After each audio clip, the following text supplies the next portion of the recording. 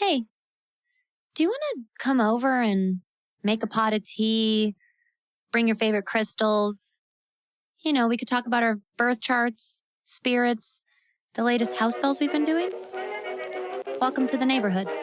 I'm that witch next door.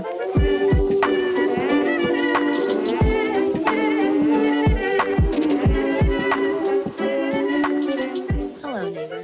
Welcome back to another episode of That Witch podcast and another segment in our Elemental Magick series. We are here, as you've already seen in the episode title, to talk about the element of air today.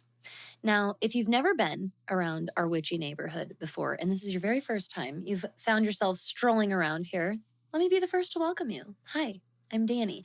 I'm that witch next door, and I'm going to be your host, your guide, your mentor, your spiritual bestie in all things modern witchcraft and cosmic living. And here on That Witch podcast, we have been spending September deep diving into elemental magic, really getting familiar with what each of the distinct energies of the elements really feels like, looks like, and shows up for us uniquely. We have already started with fire and then earth. If you have not yet listened to those episodes, I highly recommend going back and checking those out. You can just scroll back, or we've got links in the show notes below.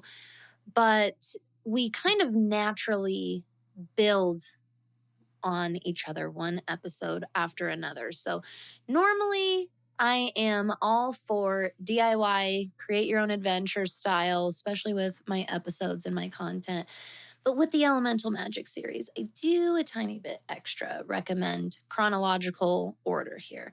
Now, if you've already been here with me and we've gone through fire and we've walked on earth, and now here we are at air. And this is interesting.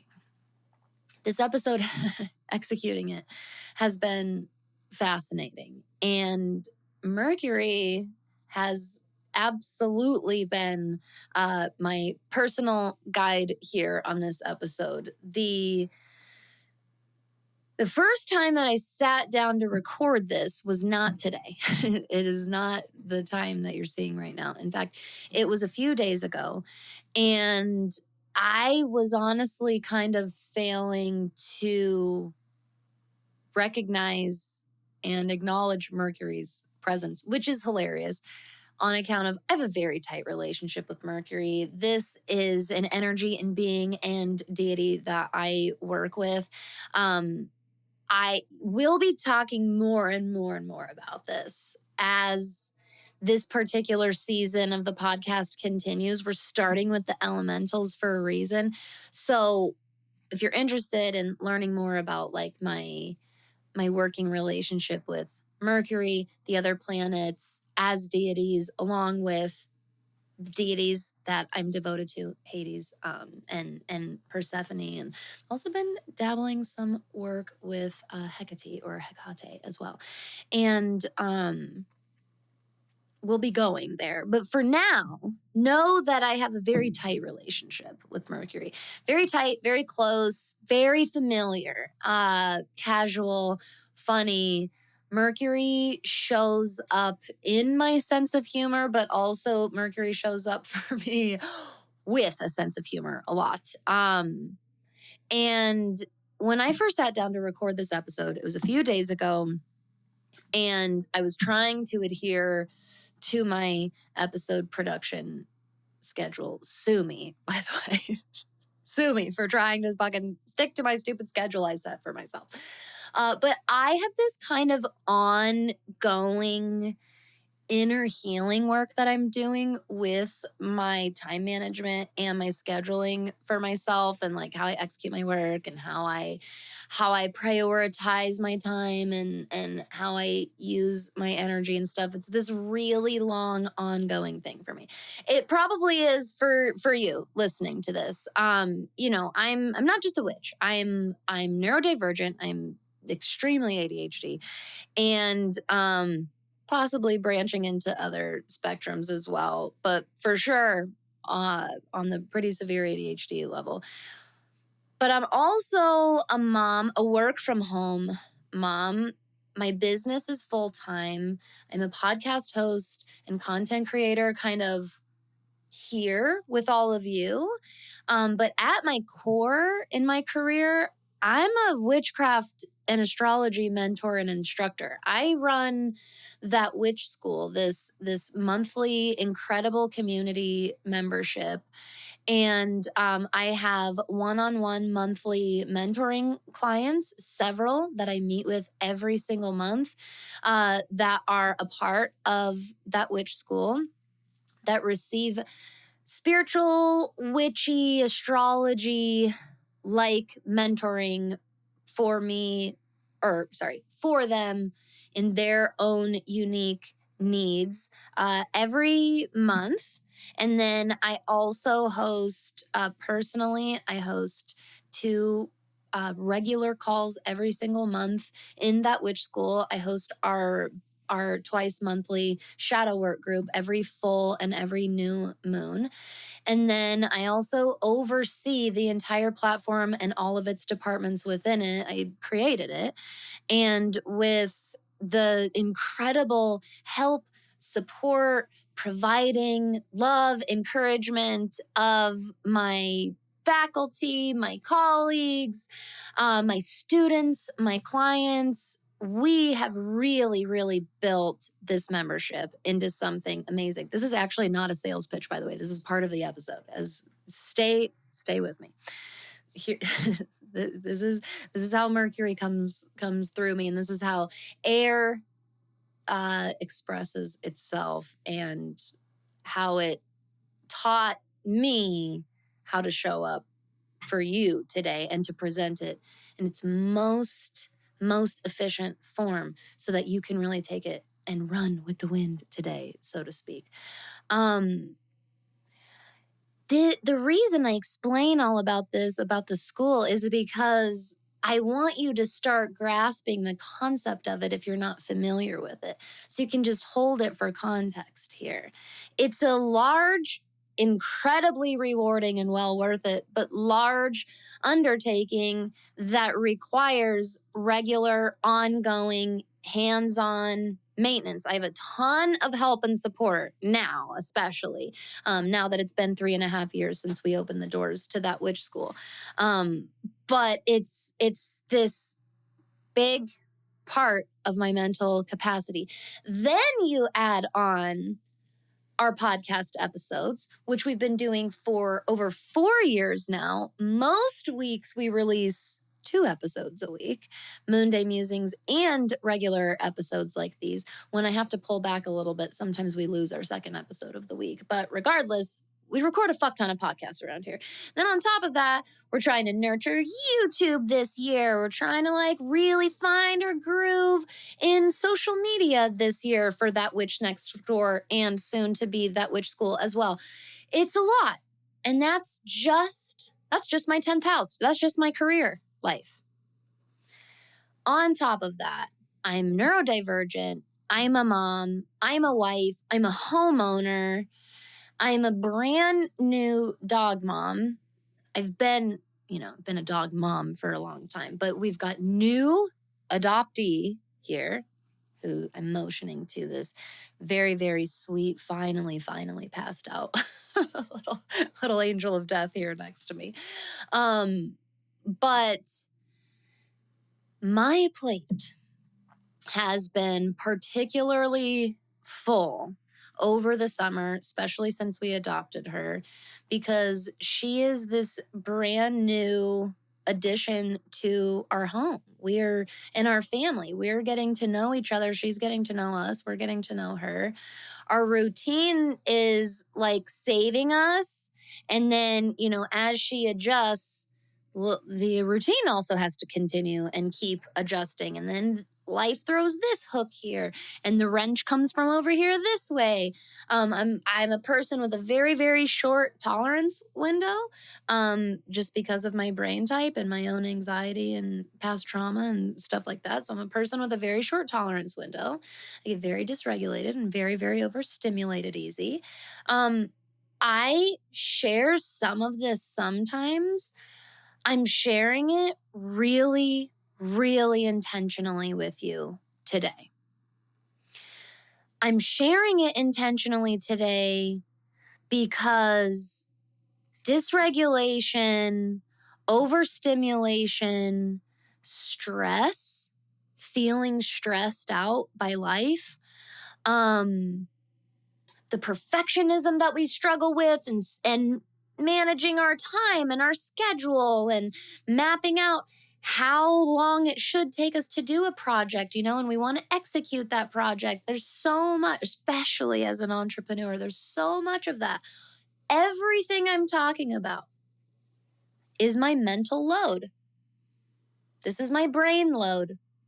And what element rules over the mind and thoughts and these beliefs and inner and outer dialogue? This that we're fucking doing right now. You listening to me speaking with you. We are in air, baby. So my funny little Mercury story is all of that context I just gave you got really particularly tough this week. This is a normal part about helping a rescue dog adjust to your family. You make these progress markers, and then as they adjust and get more comfortable and getting to know you, that especially because she's almost 9 months old, so she's like a little teenager girl. They do this combination of like testing some boundaries, plus she's got a little extra sizzle of fucking rebellion in there because of her teenage brain stage right now. We will do super well and like be on our game. And I'm like, we fucking got this. Look at this. And then we hit another one of those, that next level of like challenge and testing the boundaries and training and learning and bonding, all of these things. This week that I'm supposed to be recording this episode, it's been one of those. And these challenging weeks, for me, it's been helping a dog adjust. I hope that you're taking the metaphor of my puppy life challenges and interpreting it for your own self, because either you also literally are helping a rescue dog or puppy adjust, or rescue animal adjust to your home, or there's something like that in your life that just is an ongoing challenge. It just is. And you make a little bit of progress. And you're like, okay. And then the setbacks come again. And then you got to go again. And then the setbacks come. I'm sharing all of this because a few days ago when I was supposed to record this, I went into robotic mode.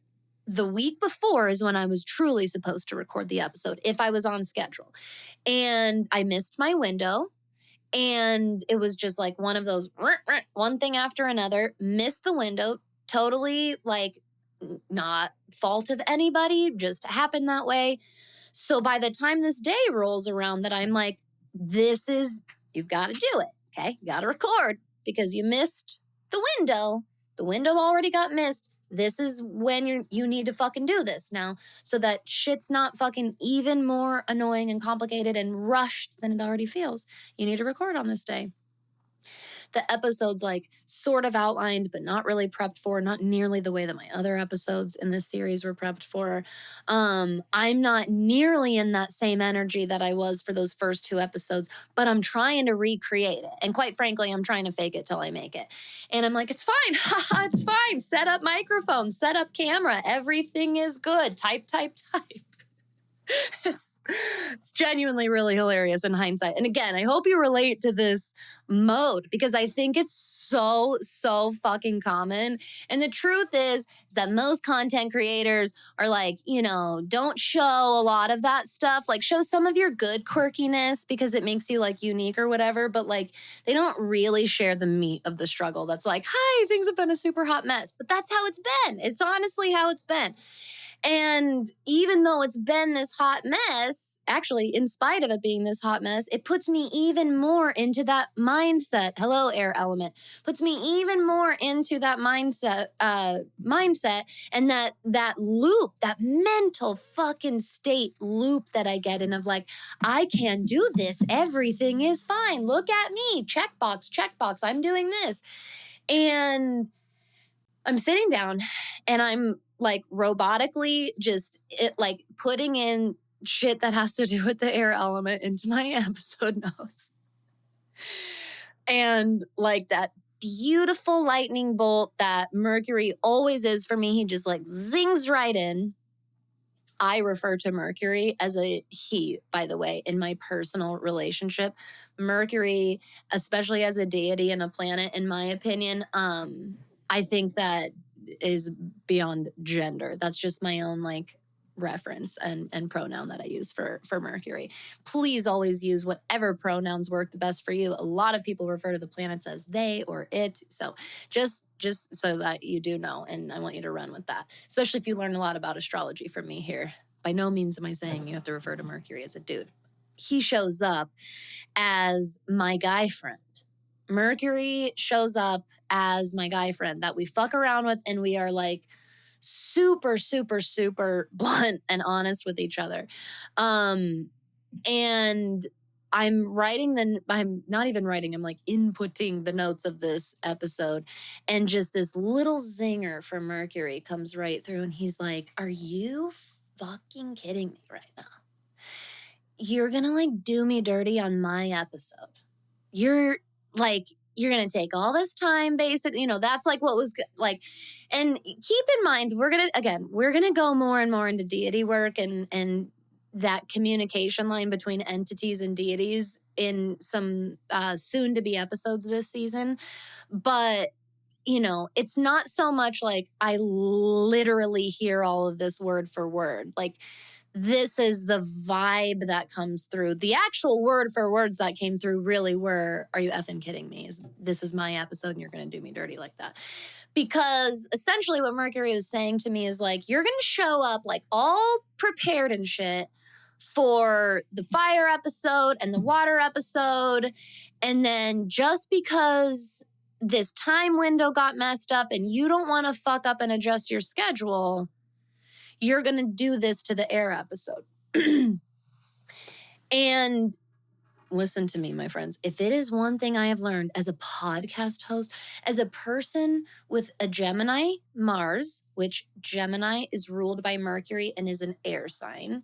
So my Mars placement is in an air sign and it's in my 10th house of career. I'm a podcast host and virtual instructor and mentor. My air element is pretty important and something I rely on. It is for all of us. We'll talk more about that. But if it's one thing I have learned the hard way, right here on this very, very podcast that you're listening to, it's you don't ignore Mercury when he shows up and says stuff like that. Mercury is one of the beings and deities that my podcast is actually formally dedicated to. And I call on and dedicate the episode to him among a couple of others every single episode. Every single episode. We have hundreds and hundreds of episodes. And it's really true. You don't ignore when that happens, because what's going to happen is I'm not going to say the right thing, or it's going to come out fucking wrong, or I'm going to struggle, or even worse, technology is going to bite me in the ass. And so I lift up my fingers from the keyboard mid typing and I respond out loud with, you've got to be kidding me. Like, really? We've come this far. The mic is out. I'm typing it out. We could just do this. We have the time. you're really, and it was just so strong. Not right now. Not right now. Now is not the time. And I'm like, God damn it. And I surrender. I surrender in that moment. Actually, what came through was I needed to go take a shower, which was so true. I had been pushing it for a few days. I really, really needed it. And that's one of my biggest characteristics when I'm getting sucked into like my perfectionism mindset and like robot movement girl with my time management. I skip all my basic self-care, eating, hydrating, showering, all of that stuff. And so I go take a shower, and it's so funny because mentally I'm so refreshed. I feel so much better. And what is that but a mindset shift? Now, it was hard. I had to surrender to all of this, and it brought me to today. Today, I really had to surrender to my perfectionism bullshit because I'm wearing green again, number one. Every episode I've been wearing a color associated with the element that we're talking about, and I'm wearing green today. I do have a star on it. I don't know if we can loop that in somehow. There's these like little minor inconsistencies, but sure enough, today is the day. The messages come through. I know very confidently we're supposed to be talking about the episode right now. And I started understanding today as I was setting up the mic this time and setting up the camera this time and pulling up the notes this time, how hard it really is to fully elaborate on the energy of air, because the element of air at its very, very core and its very nature is invisible and conceptual. Now, scientifically, to roll right into our like physical real life examples of air, just like we've been going through in the other episodes, like our real life examples. The most obvious being the air that we breathe. We breathe in our oxygen and we breathe out our nitrogen. And the plants and trees around us do the very opposite, in fact, so that we can all exchange air, which air itself from a mildly scientific point, is this overarching, very casual term for these chemicals, do you call them that? Molecules? Do you call them molecules? That you breathe in and breathe out. But technically they're different, right? Again, because we breathe in oxygen and we breathe out nitrogen, while the plants take in our nitrogen, we breathe out, and they emit oxygen that we're able to breathe. And then it's all contained in our atmosphere, in our Earth's atmosphere. The atmosphere, the ozone layer, the oxygen, the nitrogen, the molecules, the very atoms that make up the molecules. All of this is completely fucking invisible to our regular ass naked eye. And there are all these other examples of air physically at work. But in a lot, if not most cases, they kind of require another element to really be fully experienced. Here are my examples. Windmills, kites, bubbles. These are things powered by or filled up with air, right? But they require other elementals for us to visibly witness it. The lungs, the act of breathing, inhaling and exhaling, this is probably one of our strongest, most easy to really, really anchor into examples. It's a real life example of air, but there's also so much metaphor in breath work. There's so much air metaphor in the inhale and the exhale. And then on top of that, breath work also would fall under our elemental category of real life ritual examples and metaphorical or symbolic ritual examples.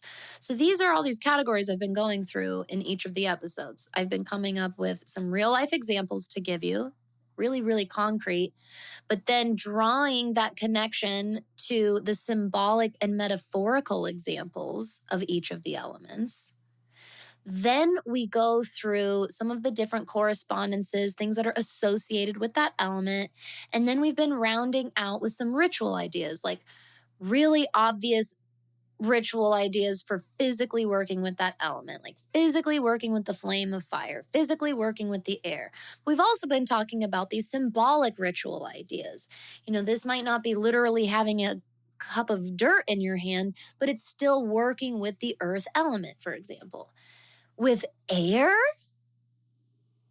it all wisps in and out of and bleeds and blurs all together.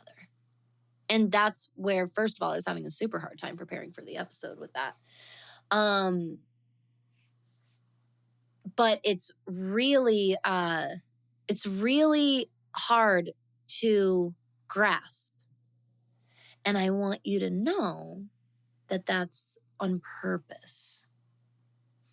It is not by accident on like a spiritual level, on a soul level. It is not by accident that the element of air, the full concept and context of it is not easy to grasp, is on purpose.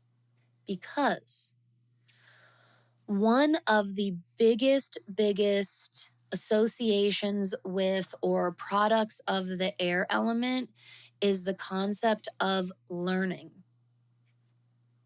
What our brain does, processing, interacting, asking, seeking, searching and researching, making mistakes, figuring out solutions and making them right again, making note of that and moving forward. All of these processes are of the learning aspect of the air element. And if everything was just so fucking obvious, if everything was just like so clear, where would curiosity be? Where would the need to learn go? I personally believe you would eventually hit some sort of glass ceiling, right? You would eventually cap out. Air brings us an element of mystery. Water is going to bring us a different type of mystery too, and we'll talk about that next week. But when we talk about the mystery that the element of air brings us, it is in the form of curiosity and pondering and wondering and what-ifing. So this is in honor of and dedication to Mercury. That long-winded explanation, example, personal story lead in to now the meat of our episode is to say air is not something that can be nearly as neat and tidy, categorized, clean cut, and tangible, especially the way that we can with like the earth element. There is a lot more difficulty in really grasping this and understanding it. I personally find that if you're really air element heavy in your birth chart, you tend to have an easier grasp on the element of air. You tend to, not automatically everybody. It depends on how you express your chart. You could have an air stellium, but you could have some type of soul or human blockage or shadow associated with air element and actually really struggle with it, even if you have tons and tons of placements there. But overall, typically, if you have a lot of air in your chart, or if you have really prominent air placements, like if any of your big three are in air, if multiple of your big three, if multiple of your big six are in air. So your big three are in astrology in your birth chart, or your sun, your moon, and your rising sign. That's your big three. If you add on Mercury, Venus, and Mars, that creates our big six. And essentially, the big six is some of the core makings up of our very distinct personality. If you have multiple air placements in any of those planets, very often air energy, a little bit easier for you to understand, a little bit easier for you to anchor into. But you could be somebody like me who has like one or two placements in air. You might feel really, really strongly in the element of air in like a couple areas of your life. And otherwise, it might feel very elusive to you.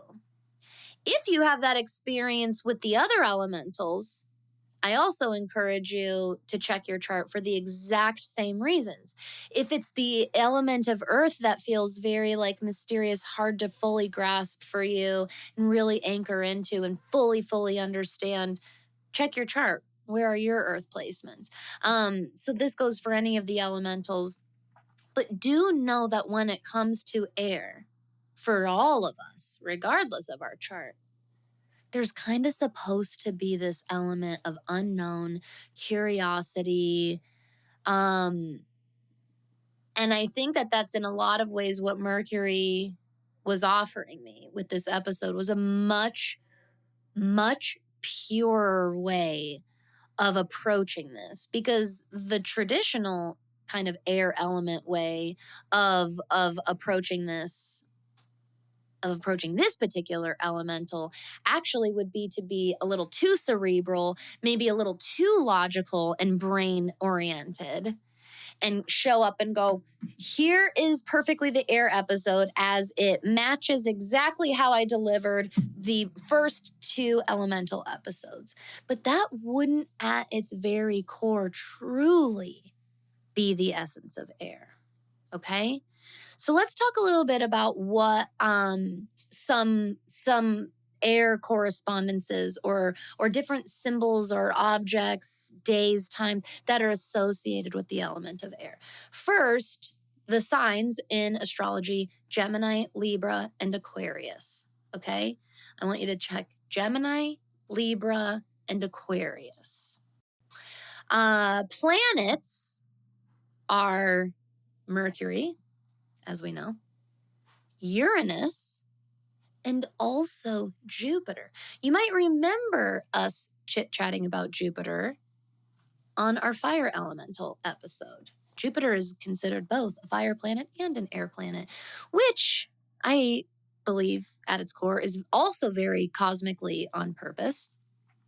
Jupiter itself is a gaseous planet. It's like there and not there. It's fascinating. If you don't know that much astronomically about Jupiter and the makeup of it as a planet, go read a little bit. Go Wikipedia it today. Even just Wikipedia, literally. Just like go learn a little bit about it. That's honoring the air element and Jupiter. Boom. But I think that Jupiter as this planet that's associated with expansion, I think it makes a lot of sense that it's associated with fire and air. When we combine flame and oxygen, we get combustion or explosion. And I think that that is so metaphorically connected to Jupiter, being fire and air related. So check your Mercury placement, check your Jupiter placement, check your Uranus placement. And I want you, if you don't do this already, I want you to start bringing the elemental label kind of to the forefront of your astrological placements. So I've mentioned this in the last couple of episodes, but it's really, really important, and it's been helping a lot of people. It's helped my students for 3 years now. It's such a helpful tip. Bring the elemental more to the forefront of the label of your birth chart placement. So for example, my Gemini Mars. Mars is a fire planet. It's associated with the fire element. Gemini, however, is an air sign. So that means that my Mars, my fire, right, at its core, Mars, no matter what, at its core, it's fire. But in my chart, in me, it expresses itself through air, through the element of air. Same thing if you had Neptune in Capricorn. Neptune at its core, water planet. Expressing itself through Capricorn means this is a water planet expressing itself through the element of earth, okay? Give it that elemental label more at the forefront.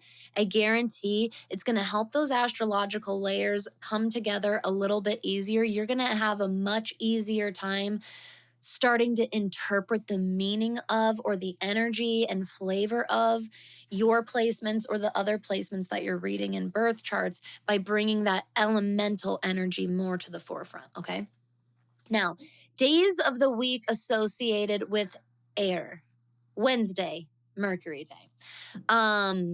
Also Thursday, on account of Jupiter rules Thursday. Now, the season that's associated with air is spring, which I also think is really, really fascinating. So spring is kind of a very airy time, isn't it? Flowy and flowery.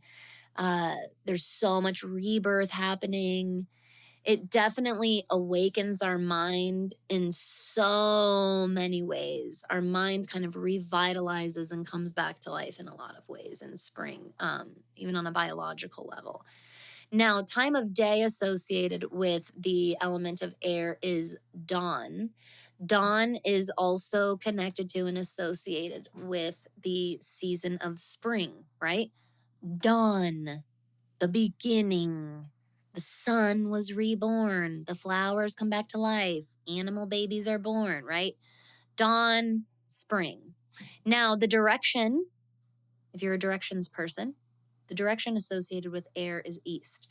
So one of the ways that you can honor and work with the elements is by working with their corresponding direction.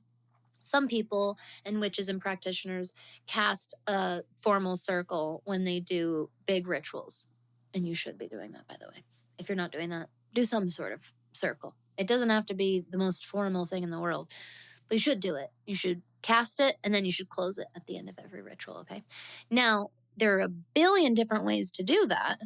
One of the most traditional ways and common ways of doing that is honoring the elements or invoking the elements at each of their associated corners or directions. And so having something associated with the air element in the corner facing east or in the eastern direction of wherever your circle is. Some people use like literally a jar, an empty jar, symbolizing air. There's many ways. You can go with a candle that is in a color that's associated with air. You can go with a plant or a crystal that is associated with the element of air. You can simply stand in that corner and call on and invoke and honor the element of air. In colors, when we're talking about air, it's fascinating. We've got like our colors, of course, but very similar to the earth element.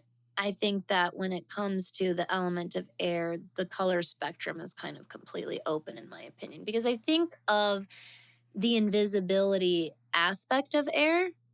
And so I think that whatever you visualize comes to mind, what you naturally associate with the element of air, I think that that counts. And I think that it's valid. So I don't want you to stick crazy hard and fast to these. Hey, maybe that's why I'm still wearing a sage green shirt today. Now, typical colors associated with air as gray and yellow are always like the top referred to ones I have found, but also light blue, lavender, pinks, but really any pastels. Also, if you look it up, straight up red is associated with air. Silver is associated with air. White is associated. I think that the full spectrum of colors is totally up for grabs because air rules over our mind, and the concept of color itself and how our eyeballs and brains perceive it in the first place, all of that in and of itself is related to air to me. So take and, we bridge a little bit in the earth element with colors, right? Because it's like physically the color in front of us. But there's also a reason why there's these infamous color arguments and debates. Don't get the world started on the blue and white fucking dress or whatever. Certainly don't get our house started on it. We are absolutely a house divided on the stupid blue versus white dress thing. And don't ask me which one that I saw because I don't want to argue with you about it. But that in and of itself, that argument about what color the stupid fucking dress is, air, that's air. It's what we perceive. It's our brain. It's our eyes taking in and our brains processing the information. So don't get hard and fast about the color thing, okay? Now, the chakras associated with the element of air, the crown for sure. The crown is very represented by like the brain. And also heart is associated with air. Heart is also associated with fire energy as well. Especially because we typically look at the solar plexus. But I think that heart can be branching into the fire element as well. But heart can very often be associated with the element of air. And of course, the throat chakra as well, our communication piece as well. Pagan celebrations, modern neo-pagan celebrations associated with the air element is Astara or spring equinox. And then the sense of the 5 senses that's associated with the element of air, smell is what's associated, which I think is so also fascinating, especially because smell has been proven to be one of the strongest memory evokers, which I find that concept in and of itself so incredibly fascinating. And right there, me finding that concept super fascinating, air element, right there. What's fascinating to you, what's interesting and intriguing and like beckons your brain to learn more, those rabbit holes you fall down on the internet, air element. So you can start thinking a little bit about how air shows up for you and what it looks like for you when you think about what calls you and intrigues you and fascinates you and what makes you go down rabbit holes, okay? What do you get obsessed with mentally, especially when it comes to like learning about something? All right, so when we're giving ritual examples here, again, these really blend in together. Very common to place a sacred jar on your altar or sacred space, or to place a sacred jar in the windowsill in the sunlight or under a specific moon, like a full moon, for example. I have used a sacred jar a couple of ways. Sometimes like lid on, right? Representing like this sacred air that I've like contained and is here. But also very often I have intentionally left the lid open. The lid open face up with the jar open on the altar or on the sacred space, representing this kind of flow in and out, the inhale and the exhale. It's also for me to represent that air cannot truly be contained. You know, obviously on a very technical scientific level, I'm sure that there exists efficient enough airtight seals these days, that are truly containment of air or kept from air. But I'm talking about that spiritual metaphorical symbol that like our brain, like that curiosity, that growth and learning, it can't ever truly be contained or like reined in. Like it's always truly expanding. It will always continue growing. Curiosity to me is truly never ending. Learning to me is truly never ending. It's really, it's so important to me, in fact, that if you go to my website and go learn about me on right there, my policies and my about me, one of my strongest values is that I believe in telling you I don't know something if I don't know something. I will never, ever pretend to know absolutely every question that gets asked of me. I will do my best to help you figure out the answer. And if I can't do that, I will do my next best diligence to try to find a direction for you to go in, a resource or a reference I can send you in. But this is why, to me, it's important that we remember we are always students, no matter how much we learn. We're always students. Please don't go to astrologers who think they've learned everything there is to know about astrology. A good astrologer knows that it's a truly never-ending study that you can keep going and learning more and more and more. And I think the same is true of any learning subject. This is why ritual ideas for air, we can look at, blowing bubbles or making bubbles, maybe something soapy that has bubbles, flying a kite, utilizing windmills in your outdoor plants, or if you don't have an outdoor yard, like you have an apartment, but you love like that idea of the windmill. Do you remember those little teeny tiny pinwheels when we were kids that would be in people's yards? They still sell those, and you could get one. They sell them like really, really cheap at different places, different little garden centers and stuff like that. Get yourself one and walk around with it. Do what you used to do as a little kid and like wave the pinwheel in the air so it spins super fast.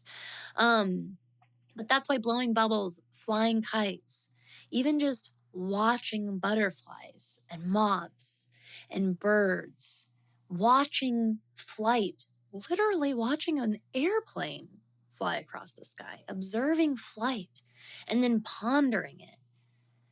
Doing all of this on purpose counts as a ritual. Let's see here. What were some of my other... Oh, that's right. So we've got all these obvious like air, balloons, windmills, bubbles, kites, birds, planes, flights. But don't forget about the brain and the nervous system. Don't forget that technology is part of the air element. Verbal and digital communication. I think that communication in general falls under air, but I think that you're going to find once we get to water that communication also falls under water more than you might think. I don't think it's exclusive to the element of air, but boy, oh boy, is it associated with air element. Absolutely. What we're doing, like I said right now, this is the air element, this form of communication right here. Ideas. When we come up with ideas and we write them down and we act on them, and we do that on purpose intentionally, that can be a ritual to honor air. When we tackle our problems by giving them thought, processing them, talking about them with somebody else, working through them, trying different solutions out, this is part of our air element. We're stimulating our mind. We're letting it work through a challenge. Learning concentration and focus, working with these, pondering them, what they look like for you, how you help and hinder those things for yourself are great ways to learn more about how air shows up for you and what it feels like for you. That's what I'm hoping as I leave you at the end of this episode. I'm hoping that I turn on your curiosity even more. I hope that I properly illustrated how conceptual this invisible concept of air is. It's so fucking real and it's so fucking tangible, and yet it's so invisible. It's so conceptual. It's in simply our thoughts and our thought patterns and our mental health. It's in the way we speak and the way we respond. And again, you'll start to see next week when we move into water, when our emotions come into play, water and air definitely have their little blendings with each other, of course, as all of the elements do. But this week, until then, I want you to really open up to and focus on air. Just doing that, just focusing on air, is an intentional ritual to honor the element of air in and of itself, because it's our brain. Do you see? So I hope I did it justice. to you and to Mercury. If you have questions, please shoot them my way. I hope that this sparks some good curiosity, but good ideas and inspiration. In that witch school, we're definitely going to be diving deeper. We've been working through some really, really helpful prompts after the episode, and I am loving the conversations that are coming out of it because there's just so many of these little aha moments that I love to witness. Like, oh yeah, that was air. I thought I didn't really know fire that much, but I guess it is. I always thought, So it's been really, really amazing. If you are interested in learning more about that witch school, number one, we have an episode all about that witch school here on the podcast that I can link in the show notes below for you, of course. But our enrollment doors are always open, my friend. We are an incredible community that is backed by an absolute treasure trove of a library of resources ready to arm you with. And on top of that, we have multiple monthly calls and gatherings for developing your tarot practice, your dream work practice, making sure that you're doing your shadow work, led by yours truly, learning astrology. It really is just an absolutely priceless place to be. And it's truly an honor being head witch and founder of that witch school. Just the biggest freaking shout out in the world to my students, because y'all are just the literal best. My friend, my neighbor, you listening to this inside that witch school and outside that witch school, here on that witch podcast, you are my neighbor and I'm yours. And I could not be more grateful for your time and for your energy. That is something that absolutely overwhelms me with humility and gratitude to let my brain ponder and wonder about and attempt to conceptualize.